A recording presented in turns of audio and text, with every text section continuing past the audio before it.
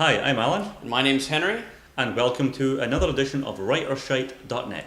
We're going to be reviewing the latest hit film, Atonement. And let's get right into it. Alan, why don't you set up what the film's about for the folks? First of all, it's been nominated for an Oscar for Best Picture for 2007. So there's been a lot of media attention regarding the movie. But the movie essentially is about, or actually set in the allegedly 1935, pre-Second World War. And it's a story centred around a love affair between a well-to-do female, probably early 20s, something like that, and her boyfriend, who is...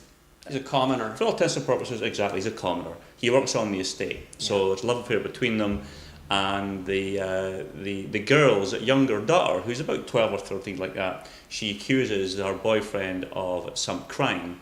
Which we won't go into because we won't spoil the film. Thank you, exactly. But that basically sets up the whole film, which is the splitting of this great love between the couple that happens, as I say, around just before World War II. Yeah, and so there's an accusation made. The film kind of takes a break and then steps forward to the Second World War, essentially, right?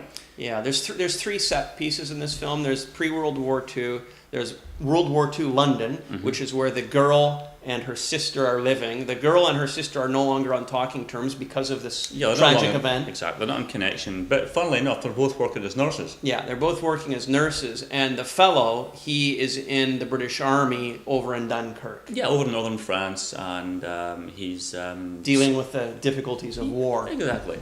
And so the story then sort of moves along, and it's the story of the three individuals and how they're all tied together. And how they're tied together, and it's also tied into current day as well, because the girl, the sister, the young girl, it's really her story and her atonement to her nasty actions, which caused the split up of this great love. Basically, yeah. And it was a very tragic ending, which as I say, we're not going to tell you about it, but it's very sad. Yeah. You have to bring the hankies for this film. Alan, what were your reactions to the film? How did it hit you? Well, the cinematography was really good. The script was good. It was well acted. I just thought it was a little bit too slow for me. Okay. I don't think the pace was enough, and I know it was an emotional movie, and some of the scenes at the end, I won't describe what the scenes were, but how the actual what happened to the three individuals, really, really sad.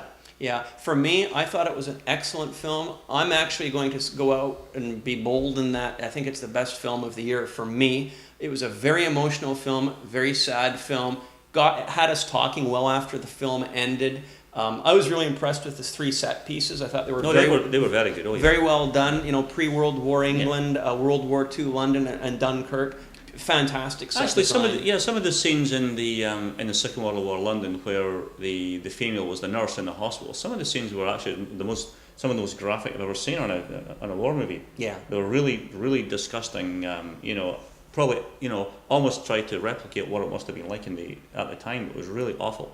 Yeah. But personally, it was a good movie, but I thought it was just a tad too slow for me. And I compared to some of the other movies of its ilk, I just thought it was a little bit slow. But then again, it's a subjective thing, I probably wouldn't give my vote for the best movie this year. I'd maybe give it to No Country for Old Men. Yeah, for me, Old Men was probably a better film, but it just didn't appeal to it. It's not appropriate for a wider audience, and that's the only reason why I think this film appeals to a much wider audience. Yeah, and therefore I'd give it the nod. But it was a very emotional film. It was a long film, over 2 hours. Yeah, 2 hours and 10 minutes. Yeah, it kept me glued to my seat and 100% focused to the screen the entire film, right from beginning to end.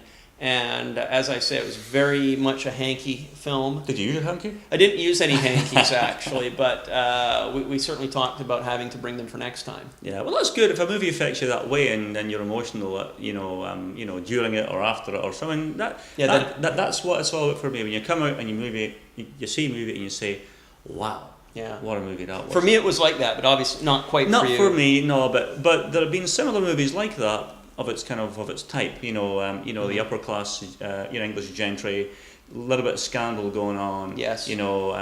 because in that era, 1935 or even before that, certain things weren't talked about. No one talked about. Yeah. It was kept under the cover, swept under the carpet. It was all stiff upper lip. Didn't talk about sex or relationships or scandal, anything like that. Yeah. So in that type of kind of environment, these stories are really, they're really interesting. They make it interesting. Yeah. I mean, if to be a nitpicker, I mean, there's one thing that I thought was a bit too much for the film, and that was that the fellow's convicted of a crime, and they more or less convicted him on somebody else's word. He had no say in it, and I think they just did that to make the story work. I think so. You have to overlook that. But I think in that day and age, I think because the gentry were all powerful, and these were really rich people, and he was a commoner. They could send a commoner to prison, basically, on the word of the gentry. And because also, there was it wasn't out in the open, but the relation between the older sister and the guy, it was frowned upon by the family probably. So he got marched away and whatever. So, for me, it was a thumbs up. I strongly recommend it. It sounds like for you, Alan, it's a recommendation, but not quite as strong. Yeah, I'd like to maybe see it again. I think I'll probably see it again. Maybe have the same opinion as you. Definitely a right for me. I'm probably going to watch it again just to give it a little bit more of a second view. Right. Well, thanks again. My name's Henry. And once again, I'm Alan. And we appreciate all your positive comments and feedback through the website. Yeah. And we're RIGHTorSHITE.net. Watch out for the no BS. And always remember, apparel is on the website. T-shirts, hoodies, the whole lot. We'll see you at the movies. Thanks.